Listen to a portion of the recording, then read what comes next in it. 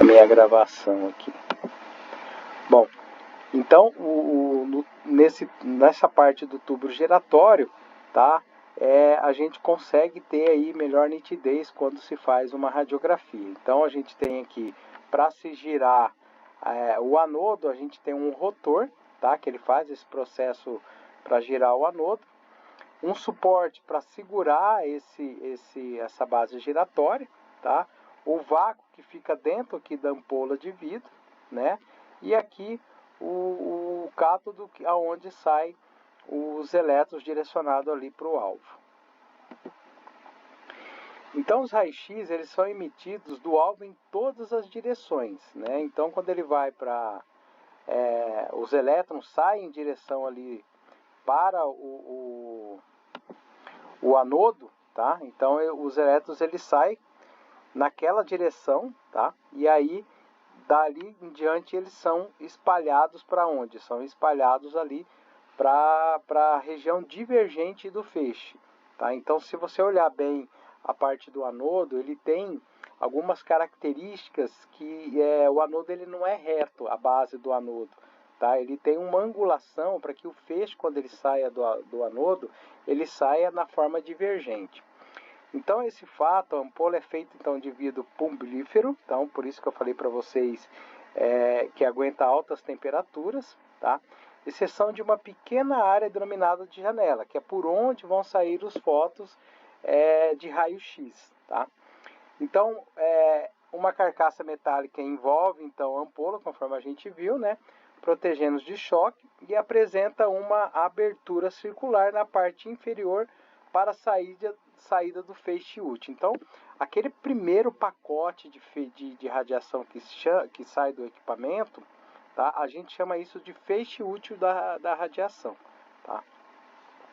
Então, entre a ampola e a carcaça, há um banho de óleo isolante que ajuda na dissipação do calor gerado na ampola e no processo de produção do raio-x.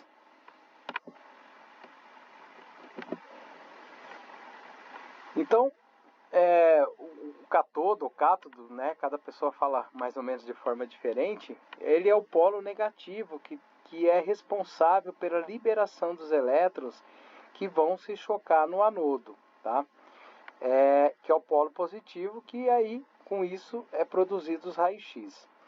O cátodo é constituído por dois filamentos helicoidais de tungstênio, tá? O tungstênio ele é um material que aguenta altas temperaturas e seu número atômico é o Z igual a 74, tá? Então, vamos dizer aí hoje que 99% aí dos equipamentos de raio-x, né, que a gente tem aí no mercado, eles usam o tungstênio como um material para suportar essas altas temperaturas, tá? Então, esse tungstênio ele se localiza dentro de um copo raso ou focalizador, conforme é dito. Então, para que os elétrons possam ser liberados do filamento, esse filamento ele vai ser aquecido, tá, numa temperatura elevada, que provoca, então, a reação eletrônica chamada isso de reação de emissão termiônica, tá? Então, de novo, quando esses elétrons eles passam pelo filamento, esse filamento ele é aquecido numa alta temperatura, tá? E essa alta temperatura é o que libera os elétrons. Esse nome é dado de emissão termiônica. Então, a função do copo focalizador polarizado negativamente é ativar os elétrons que se afastam um dos outros durante o seu trajeto. Por ter a mesma carga elétrica, que é negativa, eles se espalham em direções da parede do tubo. Depois eu vou mostrar a figura aqui para vocês. A função desse copo focalizador é evitar a dispersão dos elétrons liberados e orientar em direção ao ponto focal, que é o anodo. Então aqui a gente tem uma visão, tá? Um esqueminha aí, ó. Caso não tivesse esse copo focalizador, olha como sairia os elétrons aí, sairia de uma forma toda espalhada, tá? E quando você tem o copo focalizador, tá? Que nada mais é do que esse pedacinho aqui, tá? Uma basezinha de vidro, por isso que ele chama de copo, né? E aí os elétrons são direcionados diretamente para o alvo ali, que nesse caso aqui é o anodo. Bom, então, quanto maior for o aquecimento do cátodo, mais extensa a área da superfície do seu filamento será maior e, claro, a quantidade de elétrons também será maior. A temperatura do filamento do cátodo ele pode alcançar, né, como eu falei, temperaturas elevadíssimas, em torno de 2000 graus Celsius ou um pouco mais. Para não fundir, ele é constituído então de tungstênio, né, que é o metal cujo seu ponto de fusão é de 3.770 graus. Então, o tungstênio ele conseguiria aguentar mais calor, tá? Mas o limite aí para o filamento também não se romper seria até no máximo 2000 graus Celsius. Então, a maioria dos tubos eles podem apresentar dois filamentos que têm comprimentos diferentes, né, e características elétricas distintas. São chamados aí tubos de foco dual, tá? O filamento de menor dimensão, que a gente chama de foco fino, que na maioria dos casos é mais usado, tá? Faz com que os elétrons alcancem apenas uma pequena região da seção de choque, que é onde vai se chocar com o anodo, tá? E com isso se diz que os fótons de raio-x emergem de um ponto focal pequeno, ou a gente chama mais conhecido aí de foco fino. Bom, então em geral os filamentos menores são utilizados quando são necessárias imagens de alta qualidade, ou seja, de maior resolução. Entretanto, o filamento menor pode fornecer um número limitado de elétrons e seu uso ficará restrito a pequenas correntes do tubo.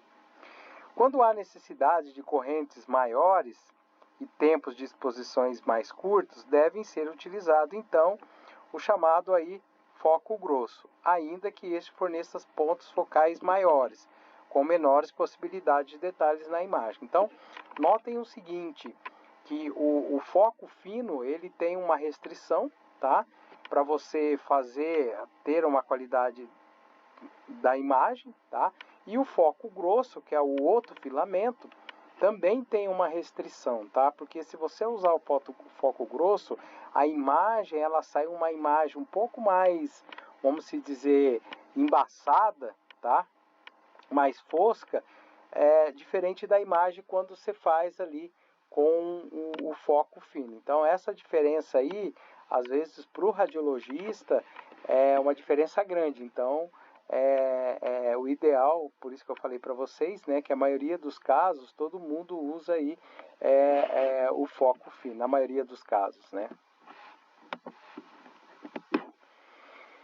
Então o filamento grosso, né, ou foco grosso é empregado para visualizar grandes estruturas como o abdômen, e quando é importante manter o miliampere por segundo, que é o MAS, com o menor tempo de exposição possível, como quando vai se fazer uma radiografia de criança, porque as crianças geralmente gostam de ficar mexendo ali, né, na hora de fazer a exposição.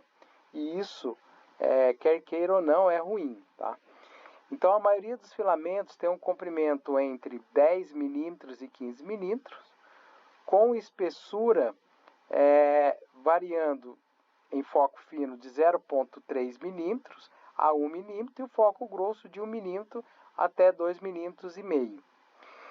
Uma observação importante é que no mamógrafo o foco fino, em sua maioria, é constituído com espessuras de 0,1 milímetro e o foco grosso na espessura de 0,3 milímetro. Então, pois é necessário maior resolução em virtude da proximidade das densidades das estruturas mamárias. Então, aqui um desenho, tá? Então, você tem aqui uma região do foco fino e a região do foco grosso, tá? Então, claro que existe aí equipamentos de raio-x, principalmente os equipamentos de raio-x mais antigos, tá? Que eles só tem um filamento, tá? Você não tem a opção de escolher ali foco grosso ou foco fino, tá? E também nos equipamentos mais antigos tem-se também a parte do anodo fixo e não o anodo giratório, igual na maioria dos equipamentos mais novos de raio-x. Bom, então o anodo ele é um eletrodo positivo do tubo, né? Ele é carregado positivamente com o objetivo de atrair então os elétrons. Geralmente é fabricado com cobre, que é um bom condutor de calor. Na parte de dentro da face do impacto do anodo é feita de tungstênio ou molibdênio. Então, só para ficar bem claro para vocês, o tungstênio, na maioria dos casos, para equipamentos de raio-x convencional e o molibdênio para mamógrafos, tá? Então, há esses dois tipos de anodo. Igual eu falei para vocês, o anodo fixo e o anodo giratório, tá? Os alvos fixos, o anodo fixo, geralmente são utilizados em máquinas de baixa corrente, tais como em alguns sistemas de raio-x portáteis e principalmente em equipamentos odontológicos industriais, tá?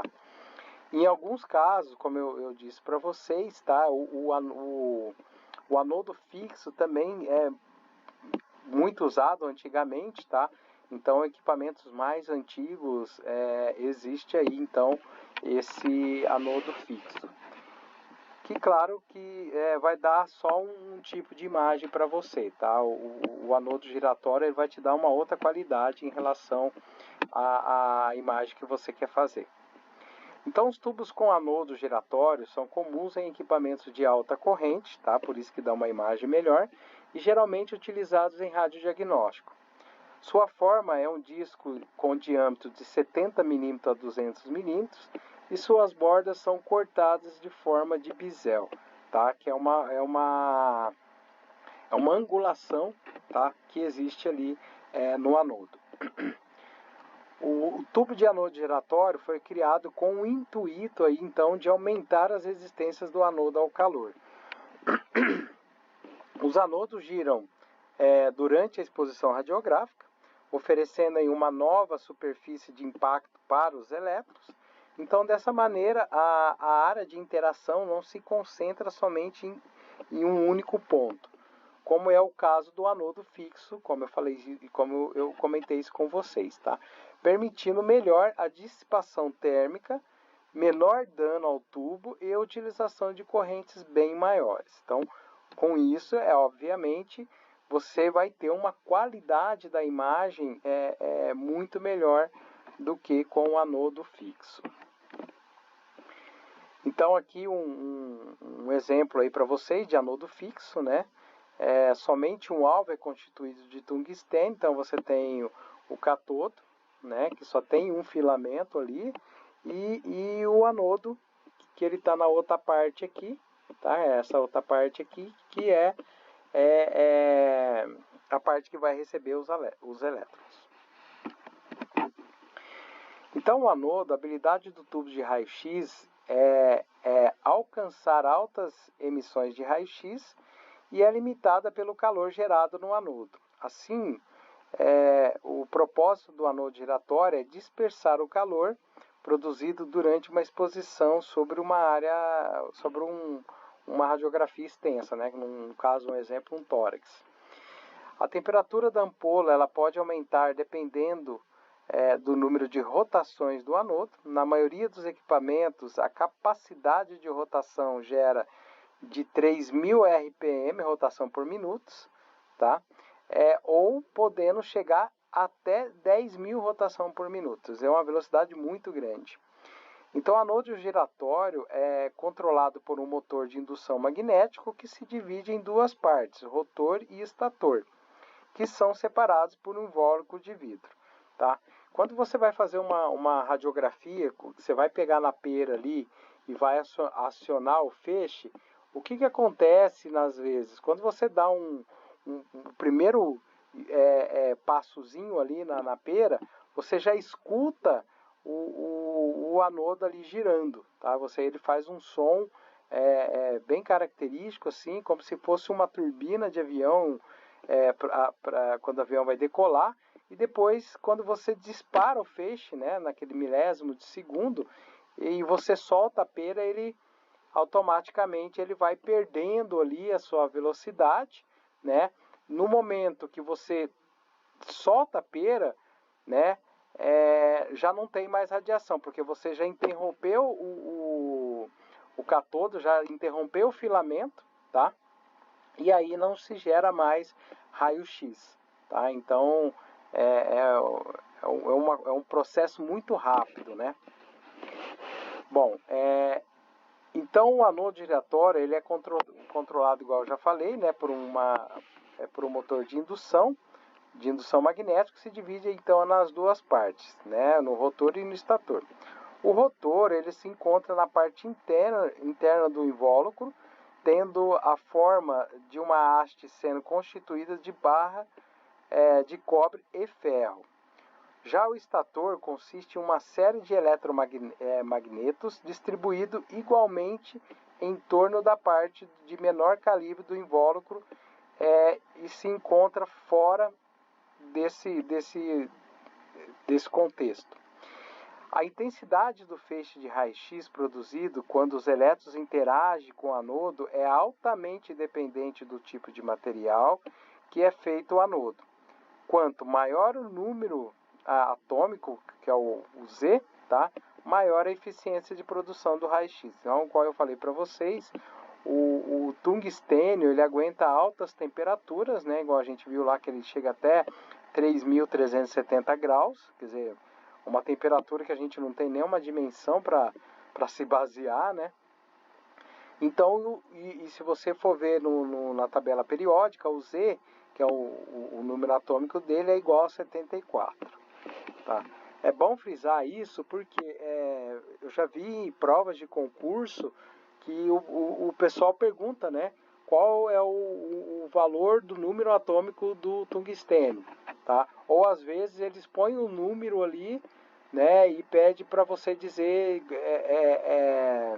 qual alvo que é aquele ali, de cobre, de tungstênio, de molibdênio e assim por diante. Então aqui um tubo, né, de raio-x com anodo giratório, tá? Então você tem um rolamento aqui que segura a haste do anodo, tá? Você tem aqui embaixo o estator, né? O estator e o rotor na parte aqui, né, inferior. Os rolamentos então que vai fazer girar esse anodo, né? Na parte de cima o suporte do anodo e aqui embaixo o cátodo. Então aqui na parte do anodo ele entra a parte positiva e no anodo ele entra, aliás, na parte do cátodo ele entra a parte negativa. Então o material mais apropriado aí, como a gente já viu, é o tungstênio, que apresenta um número atômico alto, que é o Z igual a 74, e seu ponto de fusão é 3.770, mais ou menos 20 graus. Pode ser tanto para mais quanto para menos.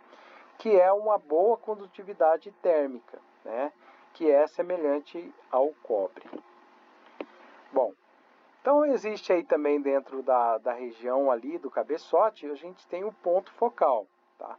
O ponto focal é onde os elétrons liberados do filamento são repelidos pelo cátodo, que é a parte negativa, e atraídos pelo anodo, pela parte positiva. Esses elétrons atingem o anodo e são absorvidos, depositando sua energia na região de choque do anodo. A menor região do alvo em que o feixe de elétrons incide, em que se dá origem à produção de raio-x, é chamada então aí de ponto focal. O tamanho do ponto focal é fator determinante na capacidade da resolução do sistema de formação da imagem, tá? Portanto, deve ser um parâmetro importante a ser considerado na aquisição de um equipamento radiológico. Tamanho e forma do ponto focal são determinados pela característica do feixe de elétrons quando esses atingem o anodo.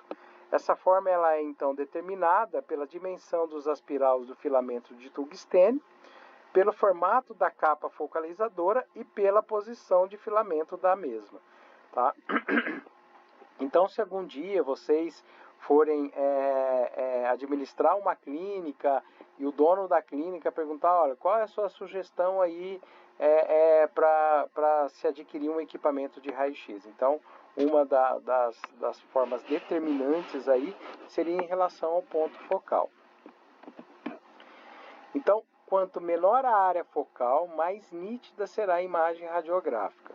No entanto, isso dificulta a dissipação do calor gerado aí dentro da ampola. Em 1918 surgiu então o método de redução do tamanho efetivo da área focal, que não reduzia a área do foco real.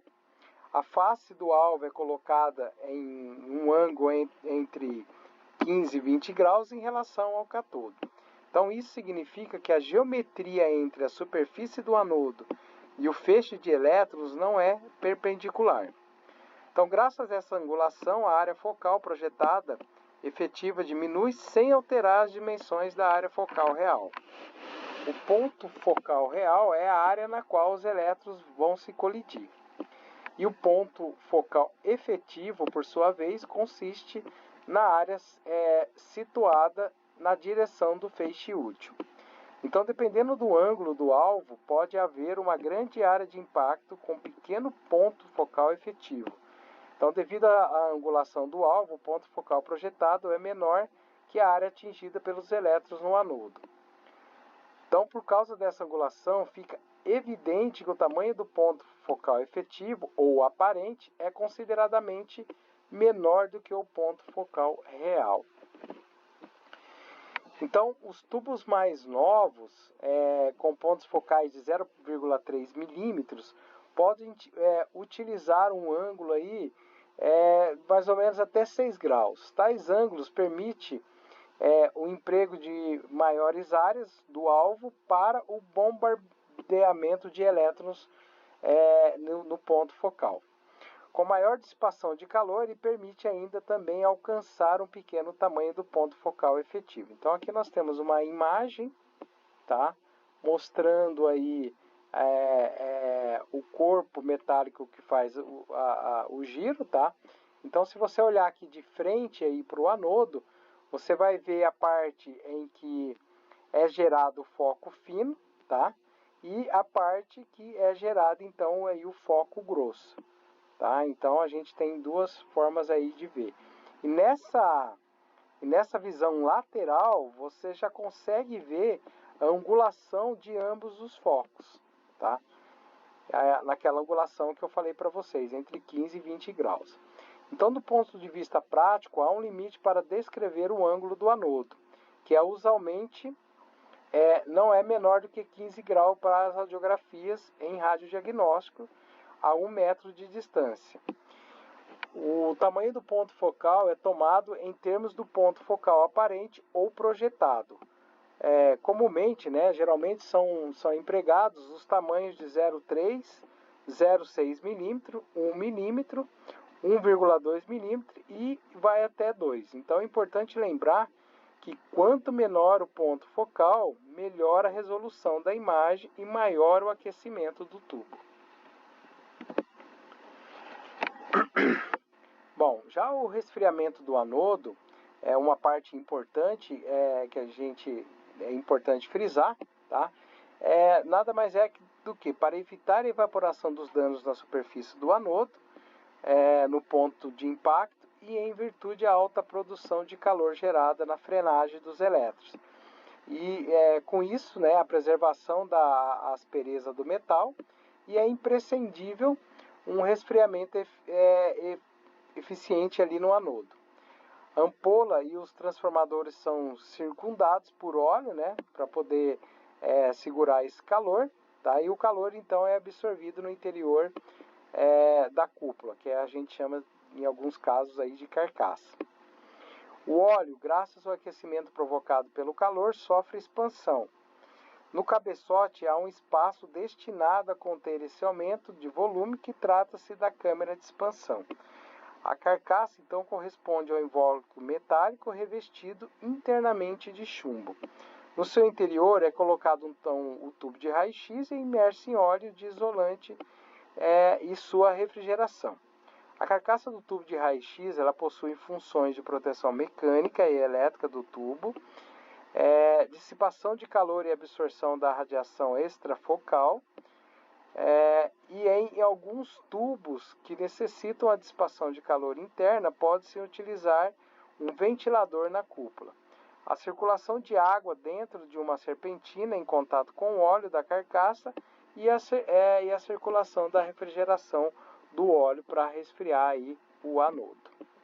Tá? Então aqui tem uma outra visão, tá? Você tem ali o motor, né, o anodo de tungstênio, a camada de óleo que fica dentro da carcaça, né, a capa de chumbo, né, porque protege o tubo, né, o catodo, a janela por onde sai a radiação, né, os elétrons, e aí você, da saída da janela também tem o filtro ali que você pode colocar para segurar os elétrons de baixa intensidade. Tá? Então aqui é só uma ilustração para vocês poderem ter aí ciência. Bom, então a quantidade de calor transferido ao anodo ela pode ser medida em unidade de calor por meio da seguinte forma. Então, se você quer saber aí a unidade de calor, você vai pegar a quantidade de quilovoltagem e multiplicar pela a miliamperagem. Tá? Então, você tem ali que o C é a unidade de calor, o kV é a quilovoltagem e o MAS é a miliamperagem por segundo. Então, uma observação importante, tá? Que é aquilo que eu já até falei para vocês, que os elétrons se chocam no anodo, tá? E a maior parte da energia cinética, porque ele está em movimento, ele está fazendo um giro, 99% convertido em calor e apenas 1% então, né, dessa dinâmica toda, 1% então é convertido aí em raio-x.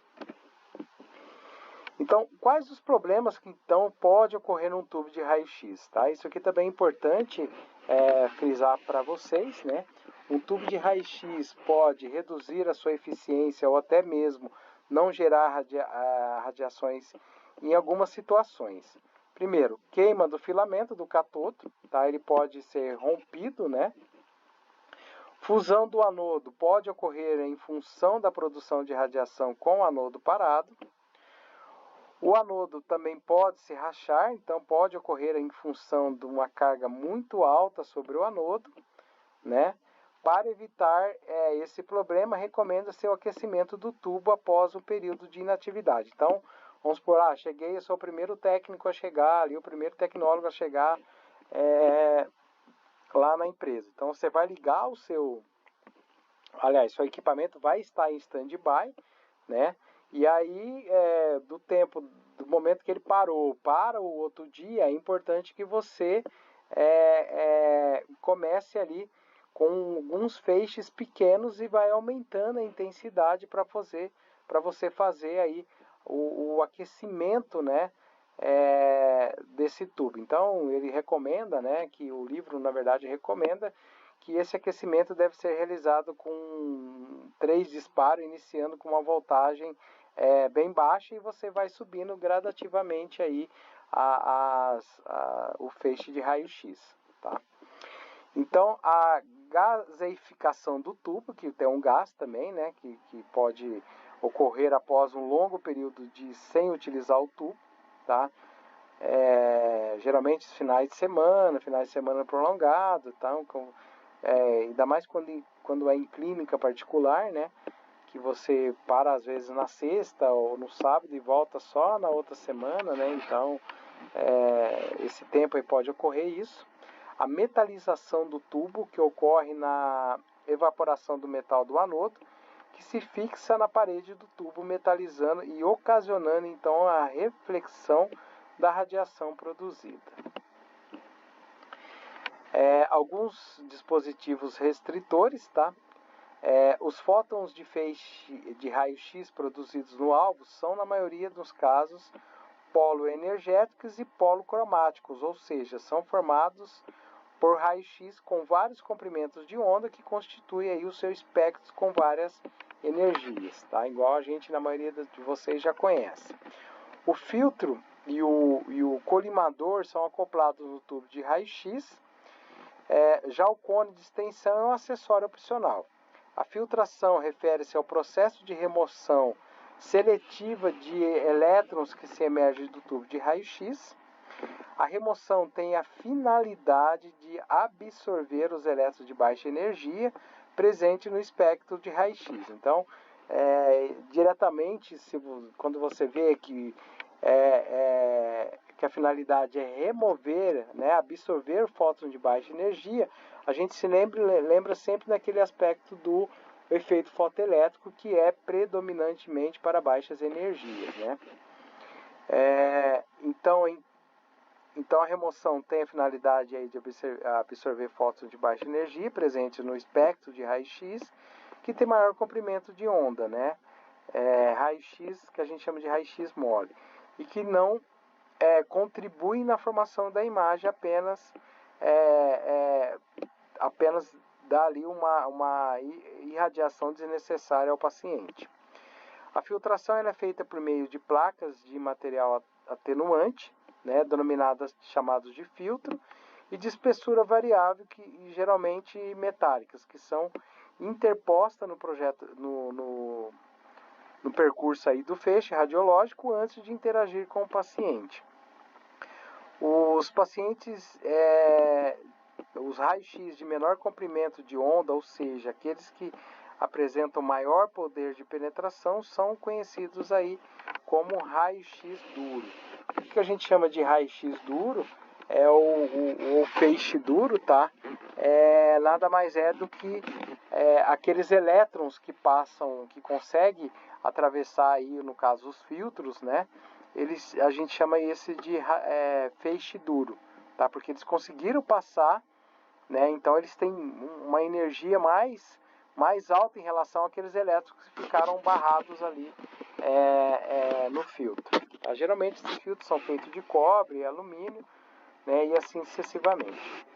Então é exercida a filtração inerente, ela é exercida pelo o vidro da ampola do tubo de raio-x e pelo óleo isolante. Ambos reproduzem aí a quantidade de radiações pela eliminação das que têm maior comprimento de onda e especialmente prejudiciais aí aos tecidos. O vidro da ampola dos tubos comum, que é quase totalmente feito de sílica, cujo nome em química é dióxido de silício. O silício ele tem um Z igual a 14, que é relativamente baixo, mas contém pequenas quantidades de chumbo, e o chumbo tem o seu número atômico igual a 82, e é o principal responsável pela filtração inerente. Nos tubos de mamografia, deseja-se que aconteça justamente ao contrário. Isso, que a filtração inerente seja reduzida para que não seja filtrada a radiação de baixa energia, necessária então aí para obter uma escala de contraste adequado para no caso as mamas, tá? Porque a área de exposição é uma área menor e em alguns casos bem densos. Os recursos encontrados pelos engenheiros para alcançar a finalidade foi substituir o vidro de janela da ampola por onde sai o feixe de raio-x por berílio, que tem aí um número atômico igual a 4. Já a filtração adicional, ela é feita com filtros permanentemente fixos na janela do tubo e serve aí para completar os efeitos da filtração inerente. Então, para cumprir a eficiência sua função, teríamos de usar um tipo essencial de filtro para as radiografias contrastadas com bário, e outra para as extremidades, e outro para obter melhor contraste de partes moles, e um outro para uso pediátrico, e assim por diante. Então, com essa troca de filtros, certamente, né, isso iria prejudicar bastante a rotina, né? A solução prática foi utilizar sempre o mesmo filtro, que representa um termo médio e resolve a maioria das partes das partes necessárias. O mais escolhido, difundido, foi o alumínio de 2 a 3 milímetros de espessura. Tá? Então você tem aqui o filtro, tá? Então você tem lá o pacote de energia que sai da ampola. Quando ele passa ali o filtro ele vai segurar os elétrons de baixa intensidade, né? O efeito fotoelétrico, vamos dizer assim, e aqueles elétrons que conseguem passar pelo filtro, né, a gente chama de feixe duro, que na verdade é os raios-x de alta energia. Então aqui esse exemplo, né, do filtro barra os raios-x com comprimento de onda maior, na qual possui energia baixa. Então, também existe a filtração compensadora, tá? Para essa filtração é usado o filtro compensador portátil, extremamente útil para o operador, né, para o tecnólogo no caso, e assim é chamado porque compensa na radiografia as espessuras de diferentes tecidos. Ele é fixo na abertura do colimador por encaixe e por meio de fita adesiva ou aplicado diretamente no próprio chassi. Temos como exemplo uma radiografia de coluna tórico-lombar, em que a densidade da coluna torácica é menor em relação à lombar. Também existe na saída do feixe o colimador, tá? Então o colimador é um dispositivo mecânico, né, que é contido ali em compartilhamento de forma cúbica, preso embaixo da janela do tubo de raio-x. A função do colimador é delimitar a área aí, que vai ser exposta à radiação. Então, para isso, utiliza-se folhas de chumbo com um orifício retangular ou circular, de tamanho adequado, dependendo também, pode ser constituído de 4 lâminas que se movem em relação à outra, reguláveis manualmente ou por acionamento automático. Então, aqui um exemplo, tá? Na primeira demonstração, o colimador, que é o diafragma, está com o campo aberto. É visível a quantidade maior de radiação secundária em relação à segunda imagem, que utiliza um campo menor. Então isso nada mais e quer dizer para nós o seguinte, que quanto maior o campo a ser exposto à radiação, maior vai ter o espalhamento. Quando você tem um colimador, quando você tem um campo menor, né, é claro que automaticamente você vai ter menor espalhamento aí. Então a utilização do colimador ele permite minimizar a radiação secundária, que afeta aí o contraste da imagem radiológica. Do mesmo modo, reduz as doses nas áreas adjacentes da estrutura da radiografia. Ele também dispõe de um foco de luz orientado por um espelho que ilumina antecipadamente a área que vai receber o feixe de raio-x, né? Esse aparato nos fornece o chamado campo luminoso, no qual fazemos aí a localização do paciente. Esse campo luminoso nos mostra o eixo central do feixe, tá? E por meio da sombra retículos em cruz. A área iluminada é a área que recebe a radiação e deve coincidir exatamente na radiografia. Outro dispositivo que restringe a radiação secundária, tá, é o cone. O primeiro a ser construído, utilizado, foi em 1904 por Heinrich Ernst Schrödinger. Seus cones, no entanto, não eram práticos porque a abertura e o comprimento eram fixos. Atualmente, os tecnólogos utilizam aí os cones de extensão, que são acoplados na saída dos colimadores por meio de um trilho, para que seja possível adquirir duas posições de uma estrutura anatômica em uma mesma película, utilizando aí os divisores de chumbo sobre o chassi, tá? A sua especificidade é justamente possibilitar que em um mesmo filme haja duas exposições com imagens diferentes. Um exemplo, o antero-posterior, né, e uma de perfil. Também no equipamento de raio-x, nós temos os geradores de raio-x, que ele é responsável pela conservação, né, de baixa tensão em alta tensão. O gerador de raio-x é constituído por retificadores, transformadores do filamento e transformador de alta tensão. Na maioria a maior tarefa então do gerador aí é fornecer uma tensão extremamente alta para produzir o raio-x com energia suficiente e adequada pela quantidade de fótons. A tensão de entrada, ela depende do equipamento e ela pode variar de 127 volts e 220 volts ou até, em alguns casos, 380 volts. Esta tensão aumentada do equipamento, que geralmente gera aí de 150 mil volts ou, né, reduzindo aí 150 kilovolts, né, que é o que a gente conhece mais.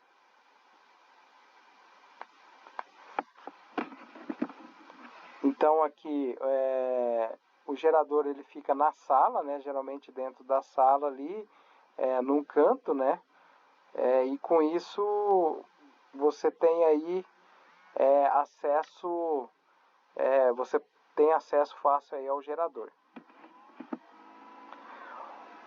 Existe também os retificadores de corrente, tá? De um aparelho de raio-x que tem a função aí de converter a corrente elétrica alternada em corrente elétrica contínua. A retificação da onda ela pode ser de meia onda ou onda inteira. Então aqui tem um esqueminha, tá? O esquema aqui da corrente alternada, né? Depois embaixo um gráfico da retificação de meia onda e depois a retificação de meia onda espessa e de meia onda junta, tá? Então nós temos também o transformador do filamento, tá? O transformador de baixa energia que tem função de fornecer a potência para aquecer o filamento. A tensão ela é aplicada nos eletrodos do tubo de raio-x, né, que é onde ocorre a passagem da corrente elétrica através dos filamentos. Portanto, ela controla a passagem da corrente elétrica no filamento do catodo. Já os transformadores de alta tensão é um dispositivo que aumenta a tensão de um circuito, aumentando a tensão secundária induzida pela primeira. Isso porque o número de enrolamentos secundários é maior do que o número de secundários primários. A tensão do primário é medida em volts e a secundária é medida em kilovolts. Tá? Então as correntes são monofásicas ou trifásicas. Já os transformadores monofásicos de 2 pulsos por ciclo é um tipo então de transformador alimentado por uma corrente elétrica monofásica de 2 pulsos por ciclo. Apresenta baixo desempenho de produção de raio-x, pois a tensão elétrica total aplicada do tubo está longe da tensão de pico, né, que é a quilovoltagem, que é o kV, que é determinada. Assim, na produção de um feixe de radiação de determinada quilovoltagem, a gente vai ter os raios-x de baixa energia e até os originados pela tensão de pico. Então aqui uma imagem aí do transformador monofásico de 2 pulsos por ciclo, tá? Então você pode ter o monofásico, o trifásico de 6 pulsos, o trifásico de 12 pulsos e o de alta frequência. Então cada um aí com a sua voltagem em relação ao tempo da corrente. Já o transformador trifásico de 6 pulsos e de 12 pulsos, que é a tensão elétrica constante, e isso gera alta frequência, esse tipo de transformador é alimentado por uma corrente elétrica trifásica de 6 ou 12 pulsos por ciclo ou multipulso, que é de alta frequência, e com melhor rendimento de produção dos raios-x. A tensão elétrica que alimenta o tubo de raio-x para a formação do feixe de radiação varia de um valor baixo até a tensão de pico, que é o valor máximo. determinando assim a formação de um feixe de radiação desde a tensão baixa até a tensão de pico. Portanto, quanto maior o número de pulsos por ciclo do transformador, mais próxima da tensão de pico estará a tensão elétrica total aplicada ao tubo. Em suma, quanto maior o número de pulsos por ciclo em um transformador, maior será o seu rendimento. Já no painel de comando, tá?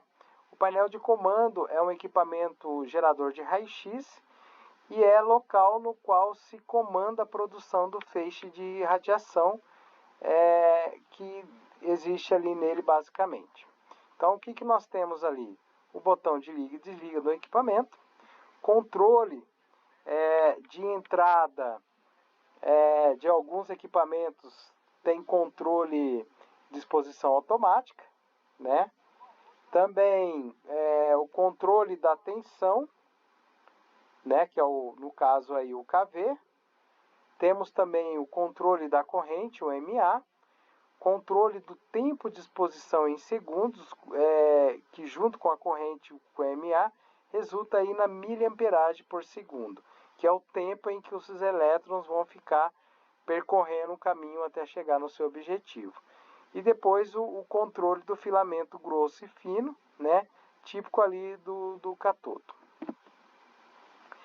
Então aqui o painel, tá? Essa é a primeira imagem representada na estação de trabalho, né? Ao lado direito temos aí somente o painel de comando. Claro que esse daí é um equipamento da Shimatsu, né? Um equipamento já de alta qualidade e de alta tecnologia, né? Então ele é mais digital, né? É um equipamento caro.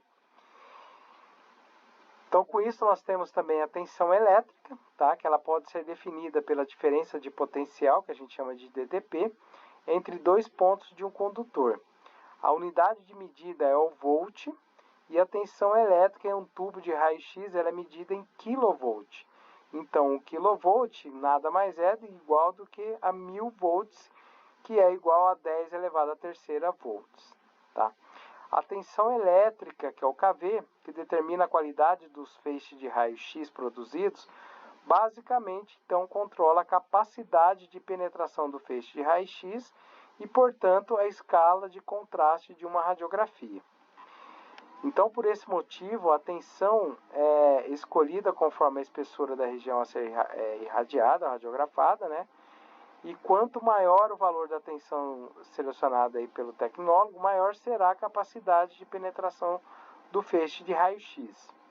A energia do feixe de raio-x é fixada pela tensão de aceleração, ou seja, pela tensão de pico, que é a tensão máxima, né? Que vocês já devem ter ouvido falar sobre a tensão do KVP, né? Que é a tensão de pico.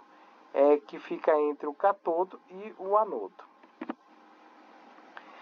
Já a tensão elétrica, que é o KV, ela pode surgir confusões quando os significados da palavra kilovolt, KVP, kiloelectronvolt, tá? O que diferencia as grandezas argumentadas que o valor do KV selecionado no painel do comando expressa a qualidade do raio-x. KV é a unidade de tensão elétrica usada em eletricidade do tubo do raio-x e kV é a unidade de energia usada em física atômica. Outro motivo de dúvida que consiste no uso da sigla KVP, que a gente chama de tensão de pico, em lugar de KV. Essa questão está relacionada a uma forma de corrente elétrica monofásica, trifásica e de alta frequência, que alimenta o tubo de raio-x, né, tubo radiológico, e a letra P, que é dada ao KVP, é a inicial do termo em inglês peak, que significa pico, ou ponta mais alta. Então, essa sigla indica que o valor da tensão máxima localizado no pico da onda elétrica, lembra-se que é a tensão associada ao poder de penetração na qualidade dos raios-x. Então, os elétrons do filamento que são acelerados no sentido do anodo, por causa de uma diferença de potencial, que é a DDP, entre dois eletrodos. O responsável por essa diferença de potencial, de tensão pico, tá? A escolha de um valor de kV a ser selecionado é determinada pelas características do paciente, espessura e densidade da área que vai ser radiografada e do tipo de gerador dos raios-x utilizados. O valor de kV mínimo necessário para penetrar em qualquer parte do corpo pode ser obtido por meio de um espessômetro, tá? Que é um acessório que geralmente tem nas radiologias para você medir o tamanho da espessura que vai ser radiografada. A regra é simples: multiplicar a espessura do paciente por 2 e somar com a constante do equipamento. Para geradores trifásicos, 25, e para os monofásicos, 30. Claro que isso, quando vocês estiverem na parte de técnicas radiológicas, né, o professor de vocês vai ensinar a fazer esses cálculozinhos aí, tá? Mas aqui tem um exemplo, tá? Então você pega o kV, que é 2 vezes multiplicado pela energia, pela espessura, aliás, mais a constante do equipamento. Então tem um exemplo aqui, ó. Tomamos como exemplo a realização de um procedimento radiográfico do joelho, com espessura aí de 11 centímetros e um gerador monofásico. Qual kV seria? Então você vai pegar o kV que você quer achar, tá? Multiplicar aí por 2 pela espessura mais a constante do equipamento. Então ali, o exemplo, 2 vezes 11 mais 30, você vai ter aí 52 kV. Então o valor do kV ele pode mudar dependendo do meio absorvedor, dependendo da espessura, né? Ou seja, da utilização do cone de extensão e da grade antifusora. Já na corrente elétrica, o MA, ele pode ser definido como carga elétrica total que atravessa uma seção transversal de um condutor em um intervalo de tempo. A unidade de medida é o ampere e a intensidade da corrente num tubo de raio-x é o miliampere. Então, 1 miliampere é igual a 1 MA ou 0,001 ampere ou igual a 10 a menos 3 ampere. Então, no tubo de raio-x, o número de elétrons acelerados em direção ao anodo é proporcional ao aquecimento do filamento. Ou seja, quanto maior o aquecimento, mais elétrons são liberados, tá? Há 2 maneiras de elevar o número de raios-x no feixe. A primeira é aumentando o número de elétrons da corrente por meio de MA, e a segunda é aumentando o tempo de exposição. Então, quando se seleciona o MA, na verdade, o que está sendo selecionado é o grau de aquecimento do filamento de tungstênio do cátodo, pois esse é o último que aumentará o número de elétrons na corrente. Em alguns equipamentos, o MA e o tempo devem ser selecionados separadamente. A miliamperagem, que é o MA, é associada à quantidade de fótons de raio-x produzidos. Já o tempo de exposição, define-se o tempo de exposição como duração de emissão do feixe de raio-x. No painel de comando, regula-se o tempo utilizando o botão tempo, e os tempos podem variar de 0,03 segundos a 5 segundos. Então, a miliamperagem por segundo, né, ela é multiplicada pelo tempo de exposição, que obtém como resultado do MAS, que nada mais é do que o produto do trabalho do aparelho em determinado tempo, sendo definido pela seguinte fórmula. Então, aqui tem uma formulazinha, tá? O MAS é igual ao MA multiplicado aí pelo tempo, pelo segundo, tá? Então, tem um exemplozinho aqui, ó. Em um procedimento radiográfico em que são selecionados 200 MA emitindo raio-x durante 1,5 segundo, obtém-se, tá? Então é só colocar os valores na fórmula e aí você vai ter 300 MAS. Já a miliamperagem por segundo, né, continuando, cada estrutura do corpo apresenta densidades e números atômicos diferentes, tais como músculo, osso, gordura, gases, né? Diante dessa diferente densidade, foi atribuída mais um coeficiente perimétrico, conforme essa tabela. Então, pode-se determinar o MAS de uma parte do corpo a ser radiografada com o uso dessa seguinte fórmula, tá? Então, você vai ter aqui, para determinar o MAS, é igual ao KV, igual ao essa outra, o coeficiente miliperimétrico, mais a constante do filme, tá? E aí você tem o valor aí do MAS, tá? Então aqui, ó, tem algumas constantes miliperimétricas, né? Você tem aqui a parte óssea, a parte de extremidades, aparelho respiratório, aparelho digestivo, urinário e assim por diante, e cada valor aí que você deve acrescentar ali na sua fórmula. Aqui também, se for utilizado qualquer outro acessório absorvidor, será necessário ajustar aí aquele voltagem de acordo com a tabela. Então, se você for usar o Potterbook, né, se for usar a grade a grade que vai ali no filme, né, o diafragma, que é limitado a cerca de 50%, o cone simples ou cilindro, o cilindro de extensão metálica fechado e o cilindro de extensão metálica aberto. Então você tem aqui, ó, a média de absorção em quilovoltagem para cada fator absorvedor. A mesa também de raio-x, né, a mesa onde vai ser feito o raio-x, a mesa é o local em que os pacientes são radiografados. Algumas mesas se movimentam em posição vertical, horizontal, em Fowler ou de Trendelenburg, impulsionadas por motores basculantes. O comando desses movimentos é feito na própria mesa ou na mesa de comando. Em muitas instalações, o tampo também motorizado movimenta-se nas direções longitudinal e transversal.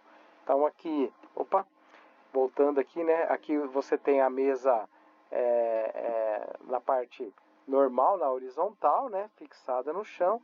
E aí quando você precisa fazer uma radiografia um pouco diferente, né? Você pode girar aí essa parte da mesa, tá? Se eu não me engano, acho que ali no regional, para quem está fazendo o estágio lá, se eu não me engano, tem um equipamento que faz esse giro aí. Mas é claro, um equipamento um pouco mais antigo, né? E você também pode ter aí pode mudar as angulações também que você vai fazer a radiografia do paciente, tá? Então, ó, na sala de exame geralmente contém mesa de exame fixados ao chão na posição horizontal e uma estativa que também é uma mesa de exame, porém em posição vertical, sendo possível realizar exames com o paciente em posição ortostática.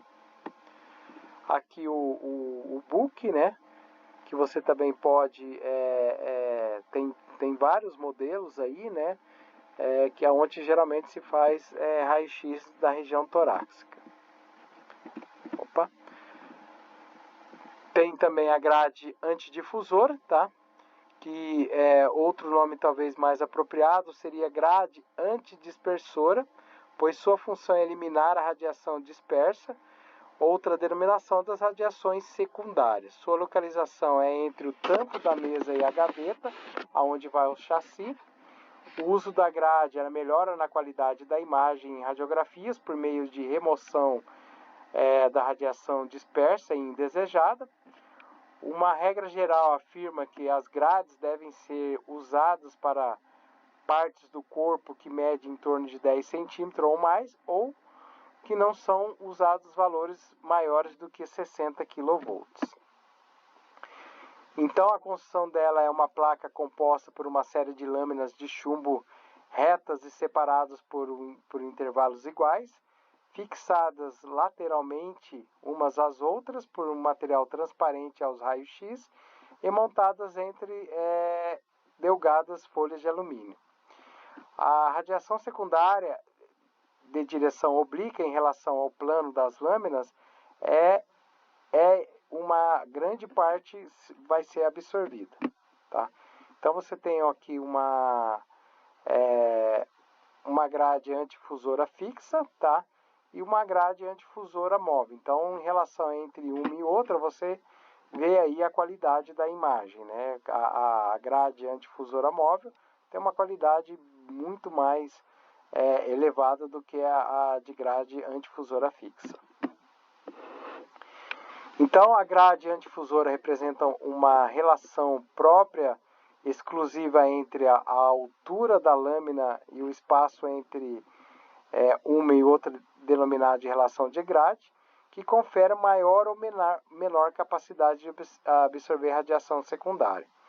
Quanto mais altas as lâminas e estreito os espaços entre elas, a relação da grade será mais elevada e maior quantidade de radiação secundária será absorvida. Um exemplo, né, se a lâmina da grade tem 8 milímetros de altura e os espaços entre uma ou outra é de 1 milímetro, a relação será então 8 por 1. O uso das grades em relação elevada, como 15 por 1, deve ser feito com cuidado, pois qualquer pequena angulação lateral do feixe radiológico provoca o seu bloqueio, né? Porque você vê, 15 por 1 é uma quantidade grande, né? Existem grades com relação de 15 por 1, 8 por 1 e até 15 por 1. Podendo verificar na figura que a imagem da esquerda foi utilizada sem grade antifusora e o da direita com grade. A radiografia da direita tem maior contraste, pois absorveu maior quantidade de radiação secundária. Então a gente tem um exemplo aqui, ó, tá? As distâncias focais das grades são matematicamente exatas, tá? Mas são fixadas dentro de certos limites de distância foco-filme, dentro dos quais podem ser utilizados. Então as mais comuns são 85 centímetros, 115 centímetros, as de 125 e até 183 centímetros. Então esses valores podem ser usados com uma margem de segurança de alguns centímetros ou mais ou menos. Bom, já o efeito anódico descreve um fenômeno em que a intensidade da radiação emitida pelo catodo do emissor de raio-x é maior do que o anodo. Isso se deve ao fato pelo ângulo da face do anodo sofrer grande atenuação ou absorção de raio-x pelo terminal do anodo. A razão disso é que os raios-x emitidos por partes mais internas do anodo devem percorrer uma área anódica maior antes de sair do terminal do anodo a serem emitidos em direções ao catodo. Os estudos mostram que a diferença de intensidade do catodo para o anodo no feixe de raio-x ele varia em torno aí de 30% a 50%, dependendo do ângulo do alvo e da distância foco-filme. Então aqui você tem aí as imagens, tá? Então aqui na imagem A e B representa o efeito anódico de acordo com a angulação, tá? Percebe que a intensidade crescente sempre será maior do lado do catodo. O lado em que tem maior intensidade é do catodo para usar corretamente o efeito anódico. Então devemos posicionar a parte mais espessa do corpo do paciente na extremidade do catodo. Por exemplo, na radiografia de coluna tórico-lombar, que é a AP, a cabeça deve ser posicionada na extremidade do anodo e os pés na extremidade do catodo. Na radiografia de fêmur AP mais P, deve-se posicionar os pés na extremidade anódica e a cabeça na extremidade catódica. Já os fatores que influenciam na qualidade da imagem, tá? Geralmente estão relacionados a alterações de distância fonte-filme, alterações da distância objeto-filme, né, o DOFO, e angulações do raio central. O posicionamento inadequado ou adequado do paciente também constitui para a qualidade da imagem. Os artefatos referentes aos processamentos e ao manuseio das películas também são comuns. A seguir, a gente lista listamos os vários fatores que podem então prejudicar a imagem. Né? O contraste. Então, o contraste, ele define-se contraste radiológico como a diferença de densidade de áreas adjacentes à imagem radiografada. Quanto maior a diferença, maior será o contraste e vice-versa.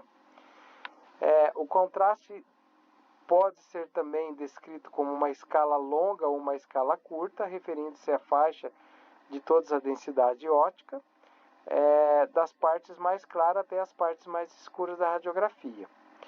A escala curta apresenta alto contraste com diferenças maiores de densidades, adjacentes e menos graus de densidades visíveis, enquanto a escala longa tem baixo contraste.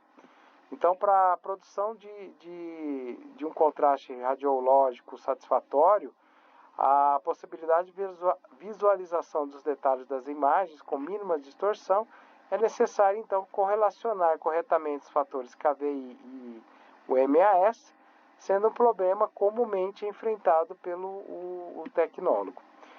Para resolver esse problema, basta aplicar a regra dos 15%, 5% e 13%, a regra do KV e MAS.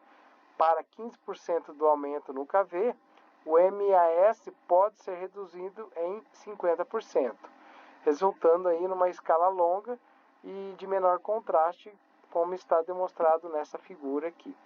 Tá? Então, quando você tem uma radiografia de alto contraste e uma radiografia de baixo contraste, então dependendo da área que o médico quer fazer o estudo, tá? Você vai ter essa visualização da imagem. Então, a primeira radiografia representa um contraste com poucos tons de cinza, e a classificação a escala curta. Já a segunda radiografia é o inverso disso, tá? Tem baixo contraste e muitos tons de cinza, e sua classificação é chamada de escala longa. Já no contraste, um exemplo, então supondo então, continuando no contraste, uma técnica radiográfica com tensão de 80 kV e dose de mais ou menos 20 MAS, o tecnólogo poderia aumentar em 15% a tensão, então passando para 92 kVp, com metade da dose no paciente, um exemplo aí de 10 MAS. No entanto, algumas situações, o aumento de 15% no KV poderia também resultar aí na perda de visibilidade. Então, nesses casos, aumentando-se o KV em 5% e reduz-se o MAS em 30%. Caso se deseje aumentar a contraste radiográfico, diminui-se o KV em 13%, aumentando-se o MAS em 50%. Em relação aos detalhes, define-se detalhe como nitidez e estruturas da imagem. As estruturas mais finas devem ser observadas com facilidades e os contornos devem ser bem definidos.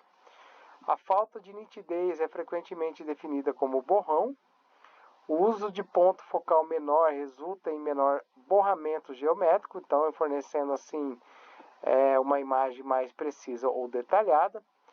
A maior dificuldade para se obter a precisão da imagem e o movimento da estrutura radiografada, dois tipos de movimento influem nos detalhes radiográficos. São eles movimentos voluntários e os movimentos involuntários.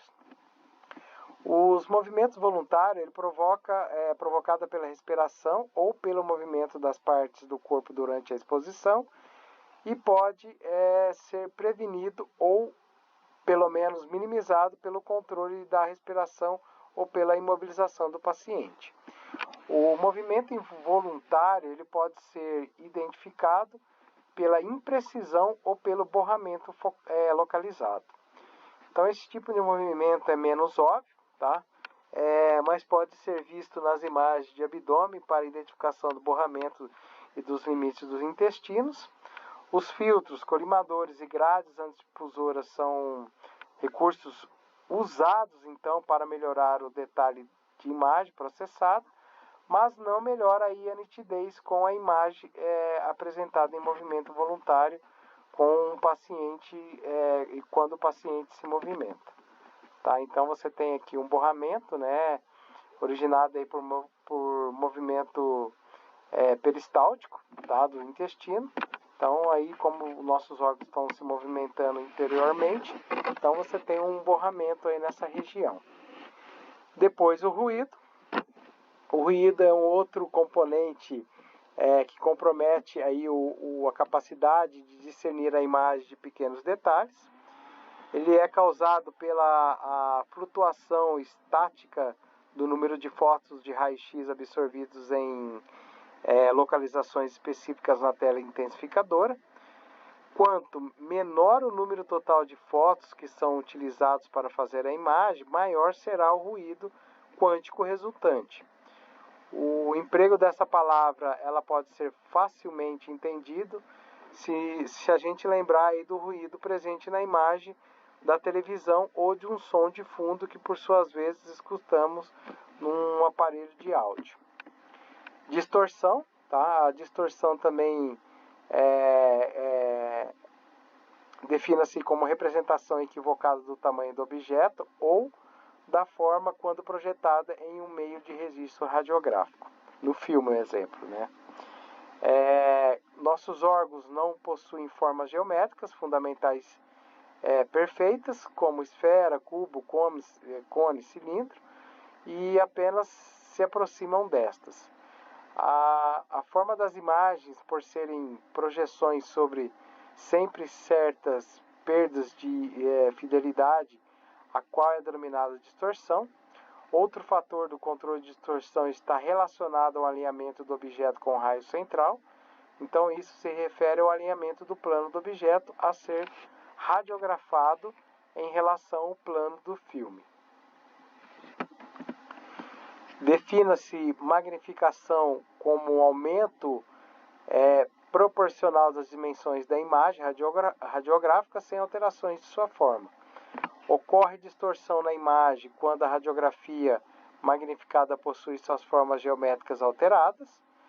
O fator principal da magnificação de uma radiografia é a distância objeto-filme. Quanto mais próximo do objeto a ser radiografado estiver do filme, menor será a ampliação e melhor será o detalhe radiológico. Quanto maior essa distância, maior a magnificação.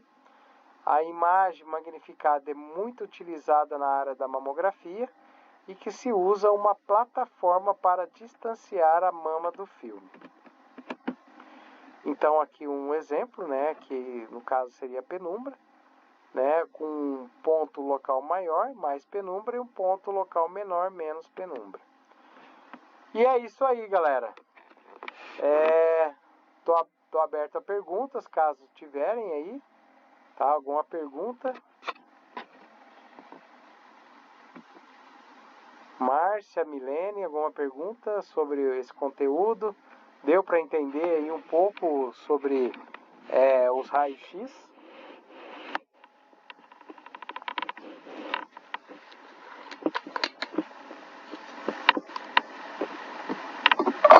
Deu para entender bastante.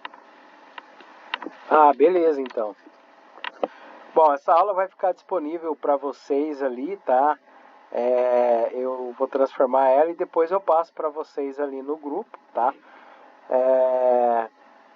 Quero desejar a vocês boas férias, né? Que vocês vão entrar em férias agora, né? É isso ou não? Professor, obrigado. É isso aí. Então, boas férias. Aproveitem aí para descansar. Que tem mais um semestre para frente daqui a um tempo, né? Beleza? Então, galera, se caso vocês não tenham dúvida, eu vou encerrar então a aula, tá? E